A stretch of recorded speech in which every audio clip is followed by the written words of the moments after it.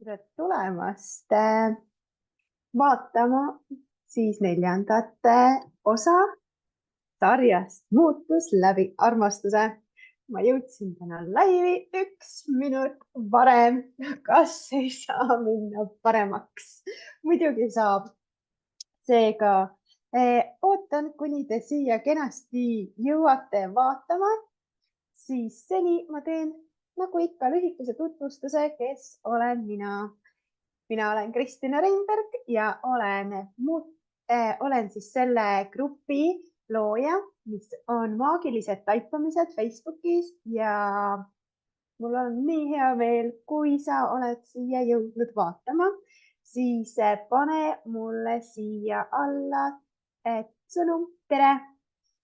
Ja kui sa seda vaatad YouTube'ist, siis ma olen sulle, armas hing, nii tänulik, kes sa jätsid sinna oma esimese kommentaari. Seega aitäh teile, kes te siin kaasa vaatate ja aitäh, kes te ka YouTube'is vaatate. Ärge unustage panna seal ka subscribe. Ja mina olen siis life coach, olen success coach, olen transformatsiooni coach ja kohe-kohe teen ka teatavaks, mida ma juurde kohe hakkan õppima, et ikka teile rohkem väärtust pakkuda ja ise ma olen sellest nii põnevil. Nüüd ütle mulle ikka tere ja mul on nii hea meel, et sa oled jõudnud siia vaatama. Ja tänane teema, nagu ma siin täitsa alguses ütlesin, kordan uuesti üle, on 3 sammu enesekindluse kasvatamiseks. Seega, kui sa siin juba oled ja kui sa mulle ütled tere, siis kirjuta kohe ka juurde, mida tähendab üldse sinu jaoks enesekindlus.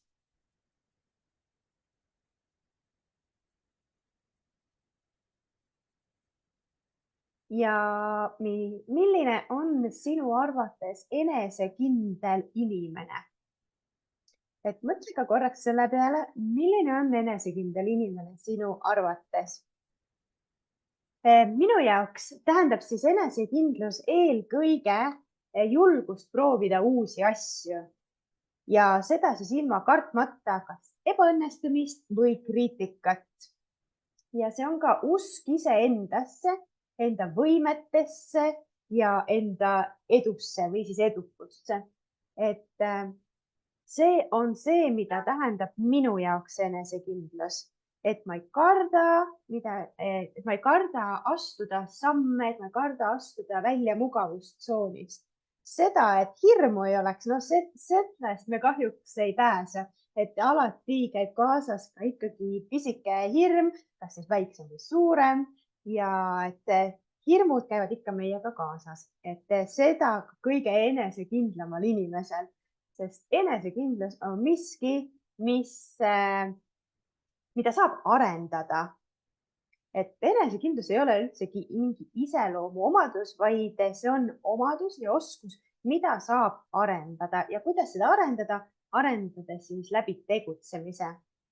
Loen vahepealt siit kommentaari ja ütlen ka tere sulle, Kalli ja tere sulle, Maarja. Nii tore, et te olete siin ja enesekindel on särav ja silmapaistev inimene, kes inspireerib oma julguse ettevõtlikkusega proovida uusi asju. Nii vägev, just, et defineeri iseenda jaoks ära, mida tähendab sõna enesekindlus sinu jaoks ja milline on sinu arvates enesekindel inimene.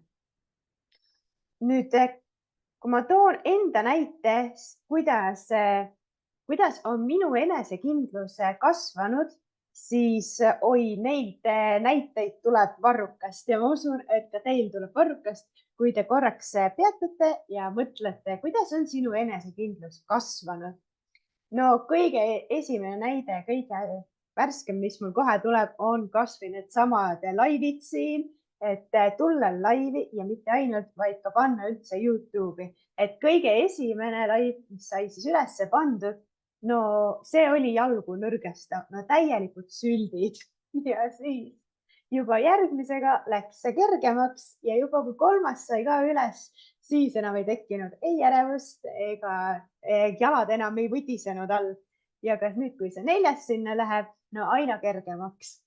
seega võid ka mõelda selle peale, et mis on midagi sellist, mida sa oled teinud ja iga korraga on läinud kergemaks. See ongi see koht, kus sinu enesekindlus on kasvanud.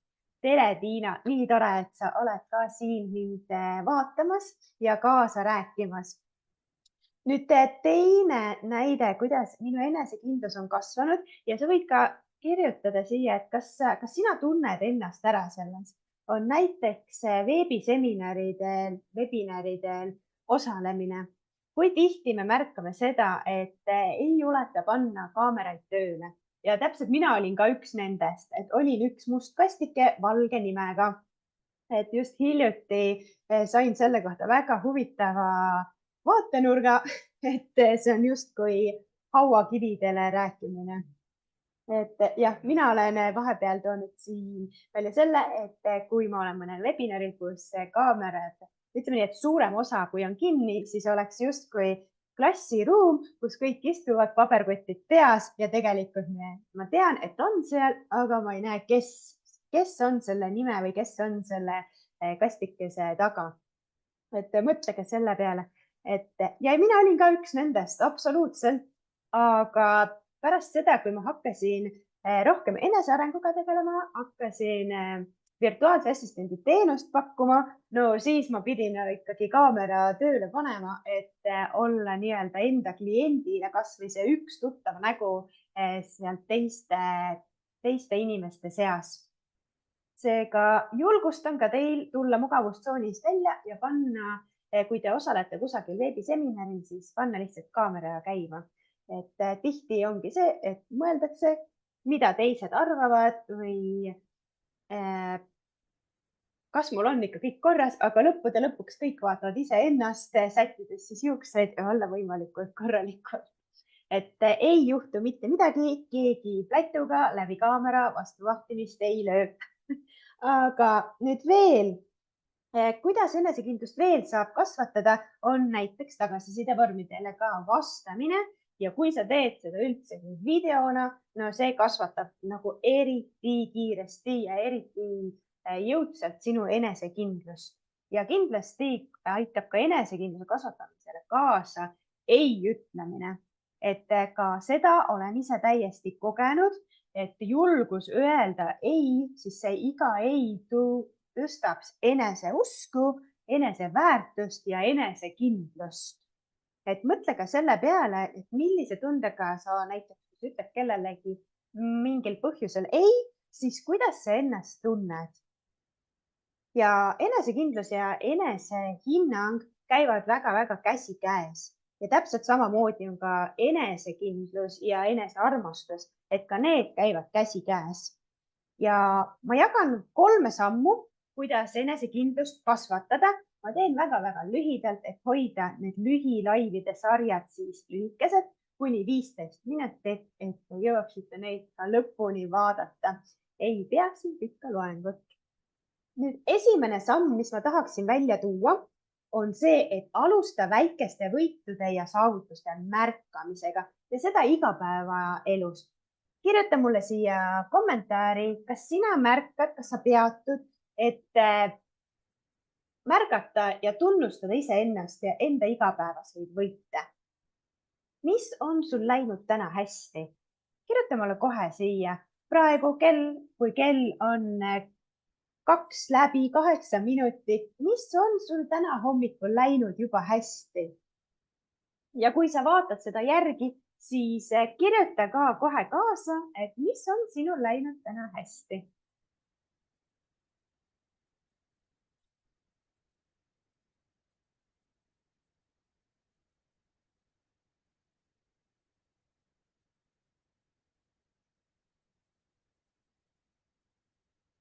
Ja kui sa nüüd iga päev paned kirja need asjad, mis sul on läinud hästi või mida sa pead lausa võiduks, siis ja miks ma just ütlen, et kui sa paned kirja, sest siis sul on kuhu tagasi minna, kuhu vaadata kõike neid vägevaid asju, mida sa oled teinud, mida sa oled saavutanud ja see tõstab igal juhul enesekindlust. Sest see aitab sul tõsta esiteks enesehinnangut, sest sa näed, kui palju sa oled teinud, kui vägevaid asju sa oled teinud Nagu ma ütlesin, isegi väikesed asjad on vägevad asjad. Seega ei ole olemas liiga suurt asja, liiga väikest asja, vaid iga samm, iga võit on tunnustamist ja tähistamist väärt. Ja kui sul on veel nad kõik kirjas, siis mõtle, milline vägev aare on sinu käeulatuses, kus sa saad vaadata ja öelda, milline vägev naine või milline vägev mees ma olen. Et igal juhul ma soovitan panna kirja enda pisikesi või suuri võite. Nüüd teine samm, kuidas sa saad enda enesekindlust kasvatada, on üllatus, mugavustsoonist väljumine või siis mugavustsooni laiendamine. Ja ma usun, et ka siin on meil kõigil tuua välja näiteid, kus sa oled astunud nii-öelda enda mugavustsoonist välja või kas või selle varba sinna ääre peale pannud ja siis, kui see on ära tehtud, sa tunned, jess, ma tegin ära. Ja mõnikord on see tunne lihtsalt nii võimas, et sa võid lausa minna maailma vallutama. Et võid ka selle peale mõelda, mis tunne see on, kui sa astud või kui sa teed mingi sellise asja, mis on sinu mugavustsoonist väljas. Ja kolmas samm, mida siis teha, et enesekindlust kasvatada, on märgata enda sisekõne.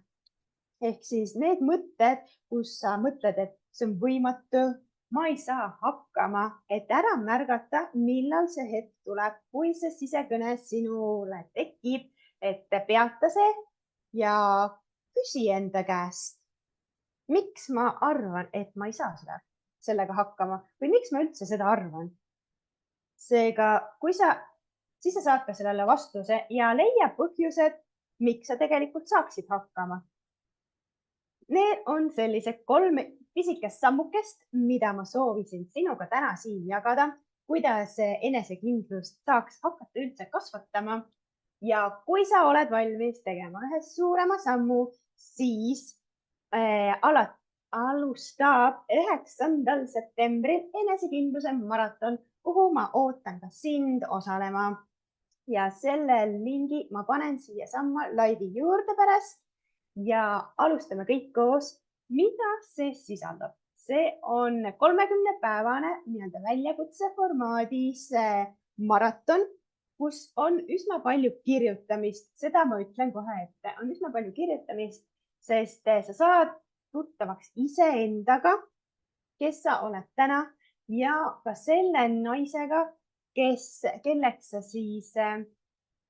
saad ennast kas vormida või sa saad tegelikult selle enda seest välja tuua, ütleme siis, sest kõik on sinus juba olemas.